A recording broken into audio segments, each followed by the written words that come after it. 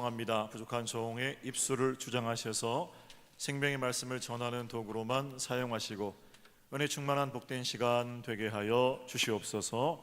하나님의 위로와 치유, 격려, 회복을 경험하는 복된 시간 되게 하옵소서. 감사하옵고 주님의 이름으로 기도 올렸나이다. 아멘. 할렐루야. 앞에 뒤에 분 사랑합니다, 축복합니다 이렇게 인사하실까요? 네.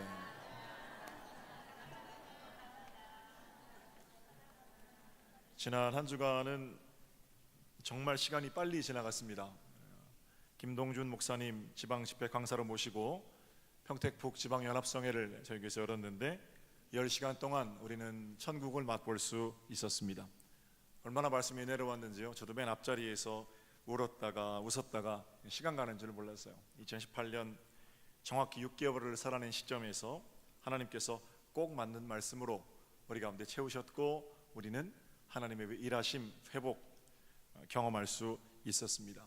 부디 여러분 지난 한 주간 받은 은혜 잘 간직하셔서 날마다 복된 것으로 사용하고 누리고 나누고 사는 여러분 되시기를 주님의 이름으로 축복합니다. 자, 다음 주일은 2018년 맥주감사 주일입니다.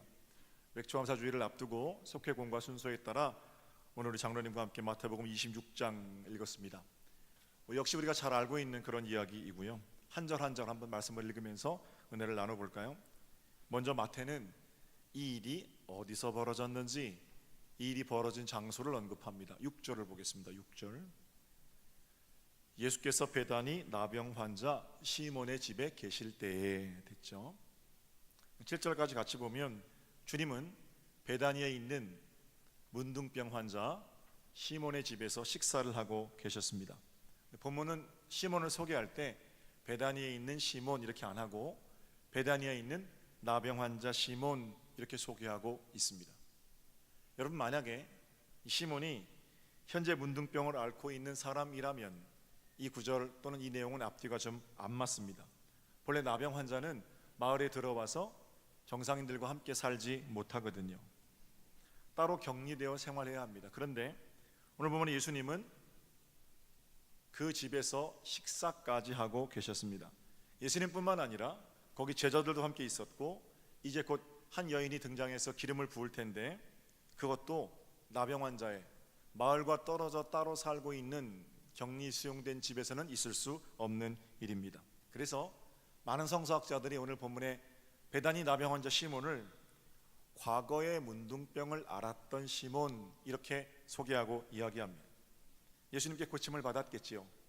과거의 나병 환자였던 이력은 가지고 있는 겁니다. 그래서 사람들은 그가 지금 나병이 나아서 정상들과 같이 베다니 마을에서 생활하고 있음에도 불구하고 그 시몬을 부를 때 문둥이 시몬, 나병 환자 시몬 이렇게 별명으로 부르고 있었다는 겁니다. 이 시점에서 고침받은 문둥이, 치료받은 문둥이 시몬 이렇게 우리가 말할 수가 있겠죠. 저와 여러분의 모습입니다. 500년 전에 마틴 루터는 종교개혁을 일으키면서 우리 그리스도인들을 뭐라고 표현했는가 하면 용서받은 죄인 그렇게 말했습니다. 그리스도의 보혈의 능력으로 저와 여러분은 새 사람이 되었습니다. 우리 주 예수 그리스도의 보혈은 우리를 새 사람으로 돌려놓으시고 하나님의 자녀 삼으시기에 충분합니다. 죄투성이인 우리를 의롭다고 인정해 주시고 안아 주셨습니다. 우리는 깨끗해졌습니다. 그러나 우리가 육신을 가지고 사는 동안에는 여전히 죄 가운데 살아갑니다. 육신을 가지고 사는 동안에는 죄와 싸우며 그렇게 살아갑니다. 가만히 우리 인생 그냥 내버려 두면 우리 인간 본성을 쫓아가게 되는데 죄의 본성이 왕 노릇하는 건 순식간이거든요. 그때마다 우리가 어떤 죄책감 또는 죄의 권세 짓눌리고 붙잡힐 때마다 주님께서 아니야, 너는 내 사랑하는 아들이야, 의롭다고 인정해 주시는 겁니다. 늘 그래서 하나님의 사랑 앞에 하나님 내가 뭐라고요? 예수님 제가 뭐라고 저를 사랑해 주세요. 이렇게 죄송한 마음 가지고 사는 거죠. 그래서 루터가 우리를 용서받은 죄인이다 이렇게 말하고 있는 겁니다. 용서는 하나님의 일이고 죄인은 우리의 실존이라 말할 수 있을 겁니다. 자, 나음을 받았지만 지금은 깨끗해졌지만 과거의 문둥병을 앓았던 삶의 흔적. 만약에 문둥병자가 과거의 문둥이였다는 사실을 잊어버리는 것처럼 잊어버리고 산다면 우리도 과거에 우리가 죄인이었다는 사실을 잊어버리고 살 수 있겠죠. 물론 죄의 깊은 어떤 절망들은 망각의 강에 던져버리는 것이 훨씬 더 우리에게 유익합니다만, 내가 지금 은혜 받았음을 수시로 고백하고 늘 고백하고 살려면 과거에 내가 어떤 자였는지에 대한 그런 통찰이 늘 있어야 한다라는 겁니다. 우리도 과거엔 어떤 자였습니까? 옳고 그른 것을 구분하지 못하는, 또는 영적 감각이 무뎌진 그런 문둥병자였습니다. 그러나 저와 여러분은 그리스도의 보혈로 새롭게 되었습니다. 감각을 느끼지 못하는 삶이 회복되어서 감각을 느끼게 되는 것이 문둥이의 치유라면, 우리의 영적 감각도 그렇게 예수 그리스도의 보혈로 깨끗하게 치유되었다는 겁니다. 은혜를 받게 되고 감동하게 되고 더러운 것 더럽게 여길 줄 알게 되었습니다. 하나님에 대한 각종 신령한 감각들도 우리 가운데 회복이 되었습니다. 그리고 지난 한 주간 우리는 부흥회를 통해서 다시금 내가 예수 만나기 전에 얼마나 형편없는 죄인이었는지, 나를 품어주신 예수 그리스도 사랑이 얼마나 귀한지를 경험하게 되었습니다. 그리고 나서는 과거의 문둥이였을 때 감추고 싶었던 나의 흔적들이 이제는 주님께서 만져주시고 고쳐주신 영광의 상처가 되고 사람들 앞에서 간증이 되었습니다. 사랑하는 성도 여러분, 잊으면 안 됩니다. 그냥 시몬이 아니라 문둥이 시몬이었다는 사실, 그냥 우리가 아니라 하나님의 은혜로 회복된 죽을 수밖에 없는 죄인, 과거 그거 내 모습이었다는 사실 잊으면 안 됩니다. 이제는 회복되고 치유되어서 하나님 나라의 안방에 들어와서 춤추고 뛰면서 그렇게 살지만 본래 우리가 그렇게 구원받을 만한 썩 괜찮은 존재는 아니었다는 겁니다. 이걸 잊으면 안 돼요. 은혜를 경험하는 길은 내가 얼마나 형편없는 사람이었는지를 진솔하게 하나님 앞에 고백하는 것으로부터 시작이 됩니다. 자, 문둥이 시몬의 집에 계실 때에 됐죠? 계속 본문을 보겠습니다. 7절을 볼게요. 그때 벌어진 한 사건입니다. 한 여자가 매우 귀한 향유 한 옥합을 가지고 나와서 식사하시는 예수의 머리에 부었다. 식사 중에 한 여인이 귀한 향유를 예수님의 머리에 부었습니다. 우리로서는 이해하기 힘든 예절입니다. 그렇죠? 귀한 손님이 와서 식사하실 때 기름을 붓는 게 그거 이해 안 되잖아요. 그러나 이스라엘 안에는 그것이 예법이기도 하고 또는 왕의 대관식 같은데 귀한 분에게 기름을 붓는 것은 그들의 어떤 법이기도 하고 그렇습니다. 성경에도 이렇게 기름을 발랐다 또는 기름을 부었다라는 표현이 자주 등장합니다. 중요한 것이 있는데 기름 부음을 받은 자,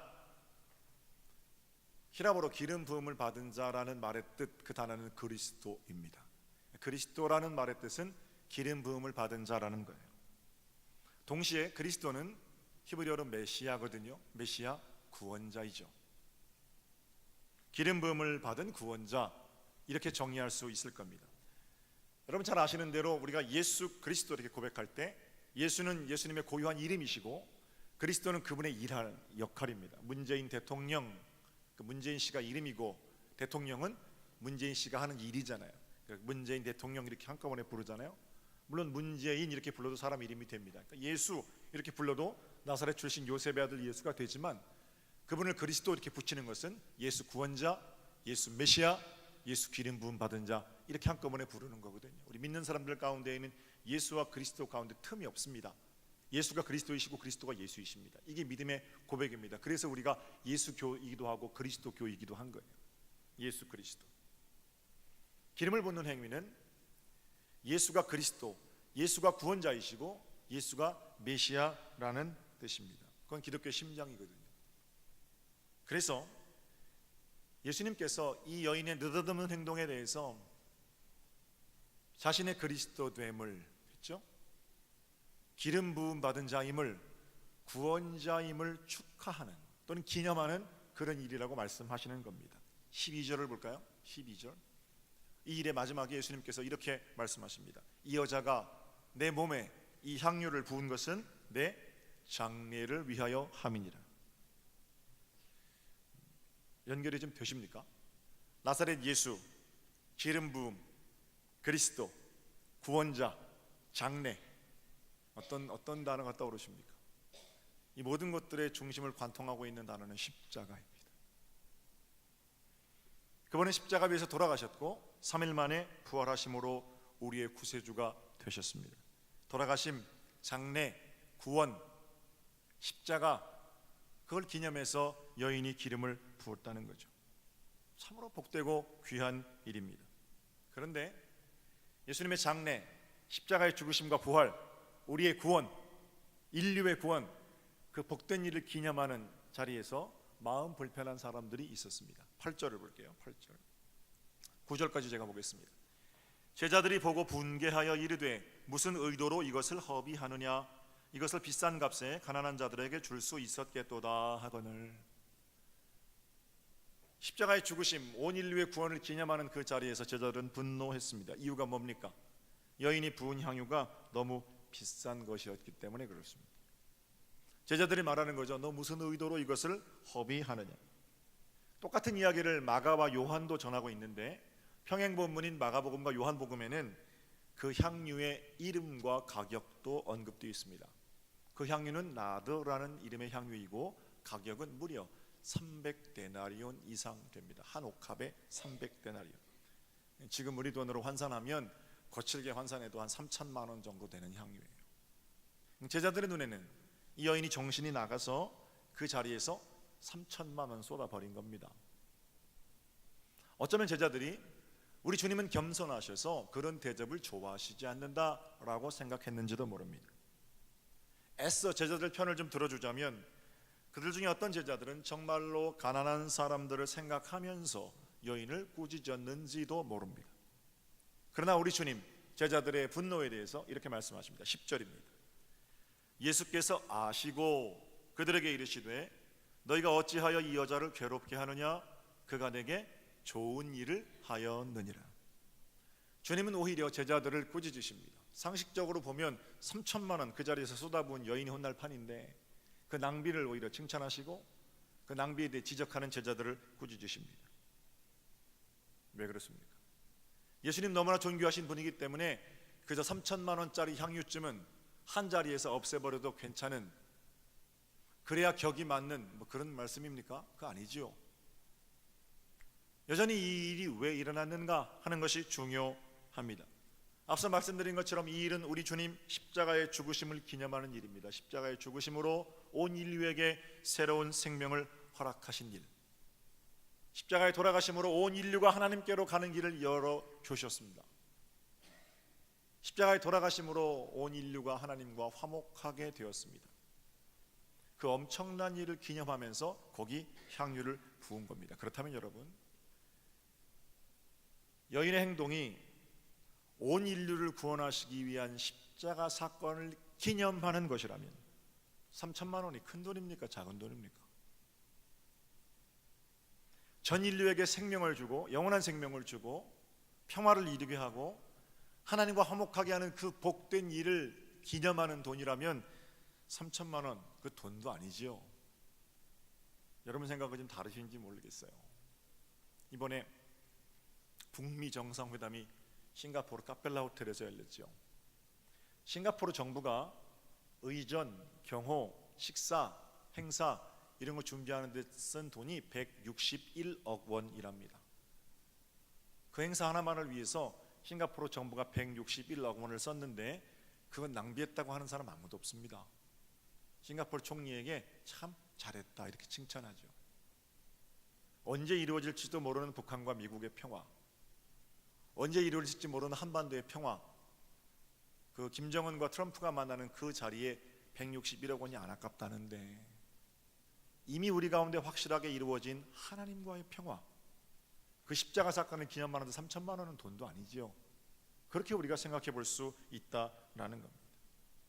그럼 제자들이 왜 그러는 겁니까? 일단 제자들은 십자가는 상상도 못했을 겁니다. 예수님께서 자기 선생님이 새로운 세상을 만들어보자, 세상을 바꿔보자, 그리고 자기들 부르셨는데 그 예수님이 돌아가시는 방법으로 해방과 구원을 이루시리라고는 제자들은 생각하지 못했던 겁니다. 그들의 계획에 십자가는 없는 얘기거든요. 그러니까 보고 싶은 대로 보고, 듣고 싶은 대로 듣고, 말하고 싶은 대로 말하는 겁니다. 또한 그녀가 예수의 머리에 향유를 부을 때 왜 그녀는 향유를 부었을까? 여기는 관심이 없고 거기 깨져 흩어져 버리는 3천만 원짜리 향유에만 온통 마음이 가 있었던 거죠. 사실 제자들이 화를 내는 데는 다른 이유가 있었습니다. 사도 요한은 이 사건을 옆에서 같이 봤겠죠. 마태가 기록한 거랑 조금 다르고 자세하게 기록하고 있는데 그때 화를 낸 제자의 이름도 거기 사도 요한은 기록하고 있고요. 예수님께서 화를 내는 제자에게 뭐라고 말씀하셨는지도 사도 요한은 친절하게 기록하고 있습니다. 요한복음 12장 6절입니다. 이렇게 말함은 어떻게 말하는 거예요? 왜 이거 이렇게 낭비하느냐? 가난한 자 나눠주지. 말이야 바른 말이죠.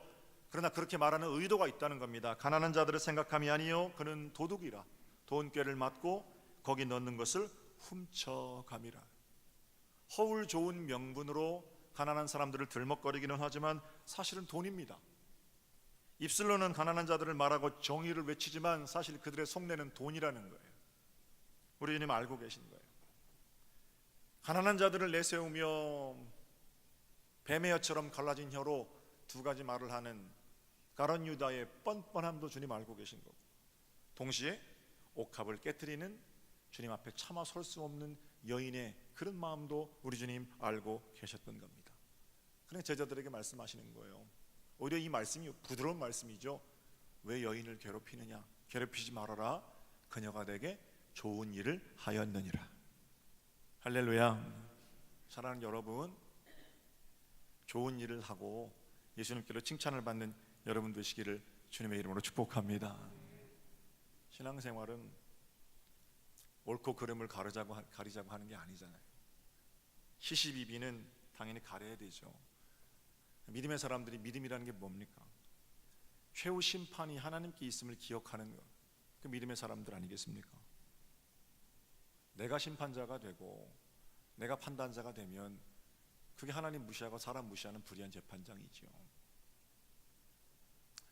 지난 부흥회 화요일 오전인가요? 강사님 말씀하실 때 이렇게 좌표를 그려놓고 오른쪽 위는 하나님도 사랑하고 이웃도 사랑하고, 오른쪽 아래는 하나님을 두려워하지 않는데 사람들 말에는 좀 귀를 기울이고, 왼쪽 아래에는 하나님도 무시하고 사람도 무시하고, 그런 대표적인 인물들을 살펴봤죠. 하나님도 사랑하고 이웃도 사랑하는 인물로는 다윗이 있었고, 사람들 말에는 여기저기 휩쓸리지만 마지막에 하나님을 두려워하지 않게 된 인물의 전형으로는 사울이 있었고, 그리고 하나님도 무시하고 사람도 무시하는 인물 누가 있었어요? 불의한 재판관이 있었죠. 기억나세요? 불의한 재판관이 왜 불의한 겁니까? 그는 재판관이 되기 위해서도 얼마나 고생했겠습니까? 그거 왜 불의한가 하면 그가 하나님의 자리에서 이리저리 판단하고 있기 때문에 그런 겁니다. 사람이 어떻게 그럴 수가 있어? 이 마음 가지고는 천국 살기 참 힘듭니다. 톤을 좀 낮추셔야 돼요. 사람이 때로는 그럴 수도 있어. 이 마음이 천국을 사는 마음입니다. 그리고 예수님처럼 옳은 일을 했느냐, 그런 일을 했느냐, 그가 내게 좋은 일을 하였느니라. 이 마음을 가지고 사는 자들이 많을 때 교회가 행복한 교회가 되죠.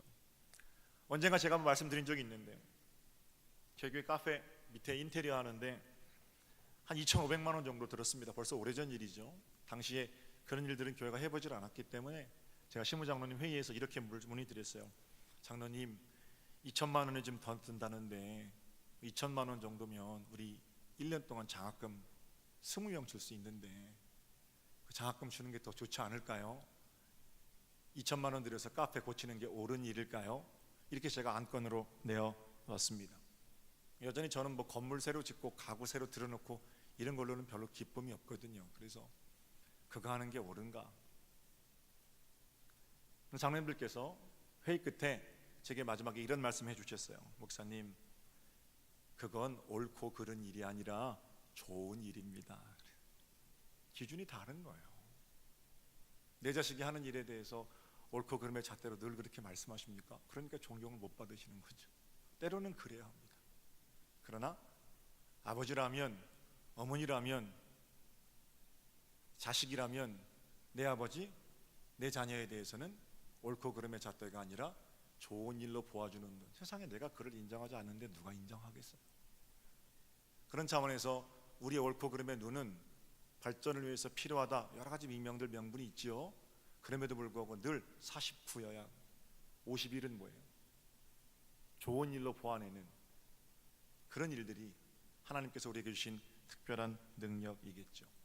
정의로움을 내려놓아라, 절대로 그런 말 아닙니다. 무조건 은혜로 하자, 그런 것도 아니에요. 좋은 일로 보완해는 믿음의 눈이 필요하다라는 겁니다. 여인의 돌출 행동 가운데 그 여인은 왜 그랬을까? 그 여인은 어떤 사인이 있길래 저기 저렇게 옥합을 깨트렸을까? 그렇게 좋은 마음으로 보완하는 눈이 필요하고요. 그렇게 좋은 눈으로 살아갈 때 우리 가운데 벌어지는 모든 일이 비로소 하나님께서 하시는 일이 된다라는 거예요. 사랑하는 여러분, 저는 이번 한 주간 여러분들이 겪게 되는 수많은 일들이 부디 그리스도의 은혜 가운데 좋은 일 되기를 주님의 이름으로 축복합니다. 어떤 일이든 좋은 일로 바꾸는 능력, 믿음의 사람들의 능력이죠. 자, 이 일의 마지막에 기록되어 있는 13절입니다. 13절. 이 말씀을 하시고 나서 우리를 향해서 부탁하시는 거예요. 함께 읽어볼까요? 내가 시작. 내가 진실로 너희에게 이르노니 온 천하에 어디서든지 이 복음이 전파되는 곳에서는 이 여자가 행한 일도 말하여 그를 기억하리라 하시니라. 할렐루야. 오늘 본문의 말씀처럼 2000년 전에 벌어진 일이고 오산, 천안 이런 데서 벌어진 거 아니고 지구 반대편 가보지도 못했던 베단이라는 작은 마을에서 벌어진 문둥이 시몬의 집에서 일어난 그 일이 오늘 제가 30분 동안 이야기하는, 그리고 전파되는, 오늘뿐만 아니라 전 최소한 기독교 대학의 감리교인들은 속회공과로 이번 한 주간 만나게 되는 일이지요. 내게 있는 향유 옥합 주께 가져와 그 발 위에 입 맞추고 깨트립니다. 나를 위해 십자가에 오르신 예수, 걸음마다 크신 사랑 새겨 놓았네. 교회마다 찬양하는 복된 찬송도 역시 말씀이 아름답게 선포되고 증거되는 그런 하나님 약속의 말씀이 이루어진 거겠죠. 사랑하는 여러분, 다음 주일 우리 맥주감사주일로 지킵니다. 예수 그리스도의 몸을 함께 나누어 가지는 성만찬 예식으로부터 복된 감사절 예배를 시작할 겁니다. 지금은 보리농사 짓지 않아서 맥주감사절 예배가 그렇게 보리농사 감사에 대한 의미는 담고 있지 못하지만 매년 정확한 절반을 지난 시기에 맥주감사주일을 주셨다는 것은 하나님의 특별한 은총입니다. 그리고 우리는 집회를 통해서 지난 6개월 한마디로 정의할 수 있었습니다. 한번 따라해 보세요. 은혜로다. 할렐루야. 어느 것 하나 하나님의 은혜가 아닌 것이 없습니다. 2018년 나는 주님의 것입니다, 이렇게 기도하며 시작한 한 해가 벌써 6개월이 지났는데 여러분, 하나님 앞에 어떤 모습으로 지금 서 계십니까? 문둥이라는 별명처럼 내 인생에 용서받은 죄인이라는 별명은 또는 흔적은 남아있고, 가끔은 예수님을 초대도 하기도 하고 식사도 대접하고 그러지만 가룟 유다의 망발에 대해서 아무 말도 하지 않고 여인이 기름을 부을 때 눈물을 흘려 찬송하지도 않았던 방관자 시몬의 모습이 혹시 우리의 모습은 아닙니까? 아니면 내 의가 지나치든지 또는 돈에 대한 욕심에 눈이 가려졌든지 소리를 높이고 역정을 내지만 의로움을 말하지만 하나님에 대한 감사를 잃어버린 그런 유다의 모습은 아닙니까? 분명한 것은 옥합을 깨트려 주님께 칭찬받은 여인, 그를 통해서 하나님은 일하신다는 겁니다. 2018년 맥주감사주일에 우리가 깨트릴 옥합은 뭡니까? 누가 주님께 좋은 일을 하겠습니까? 아마 그날은 문둥이 시몬의 집에 옥합 깨트린 그 300데나리온짜리 향유라니까 얼마나 향기로웠겠어요. 집이 얼마나 컸는지는 몰라도 그거 다 부었으니까 향기로 가득했겠죠. 남은 6개월 우리가 깨트린 옥합의 향기로 우리 교회, 우리 가정, 이 나라 대한민국이 생명의 향기 충만한 복된 자리가 되기를 우리 주님의 이름으로 축복합니다. 누군가 옥합을 가져와야 하고요. 자, 제가 기도하기 전에 지난 6개월 동안 하나님께서 우리 재단 가운데 어떤 일을 하셨는지 영상으로 편집해 봤거든요. 잘 보시면서 보고 나서 제가 마침 기도하죠.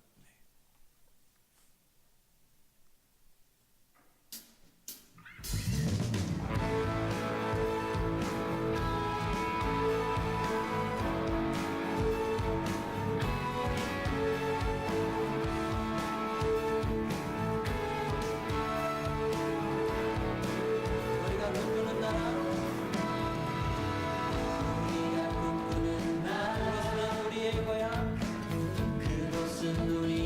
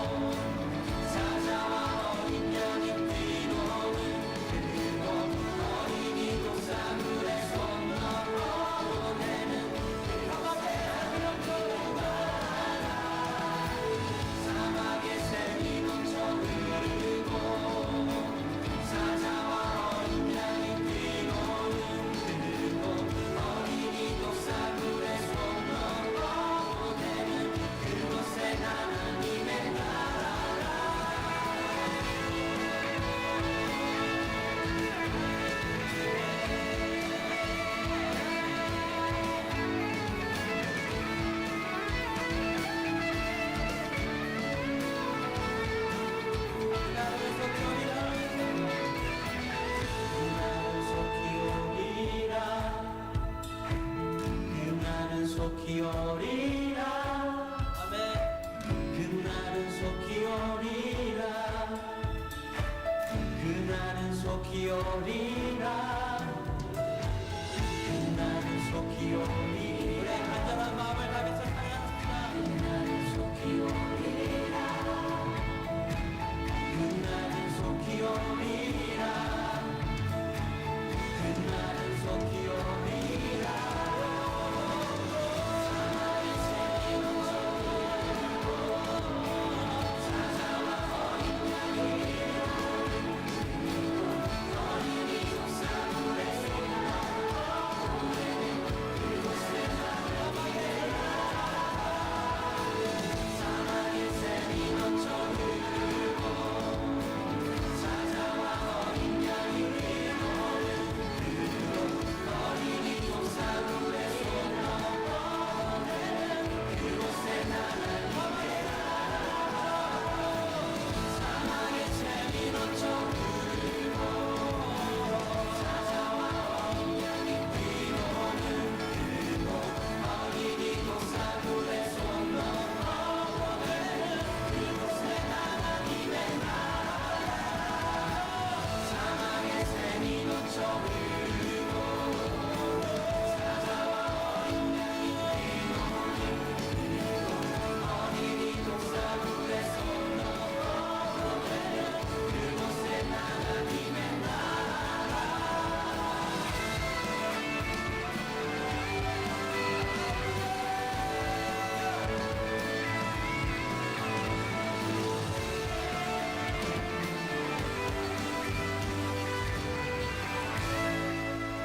하나님께 감사의 박수 올려드릴까요? 감사합니다.